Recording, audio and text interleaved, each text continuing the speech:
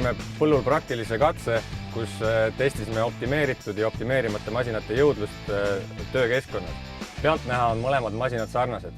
Vedavaks jõuks on John Deere 6215R ning haakesse on haagitud Köckerling Trio 400. Mõlemate masinate tööseaded on samad, töösügavused on samad, käigukast on sama ja käigukasti seaded on samad. Vasakpoolsel tööeel olev masin on seadistatud transpordiseadesse ehk siis rehvirõhud on kõrgemad. Parempoolsel tööeel töötav masin on seadistatud põllutingimustele vastavalt ning rehvirõhud on madalamad.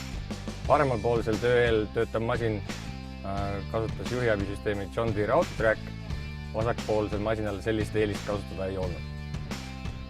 Autotracki kasutades saavutate olulise ajavõidu, kuna põlluotsa pöördit tehes saab jätta töökäigud vahele ning need hiljem lõpetada. Töötulemuste erinevus on märkimisväärne.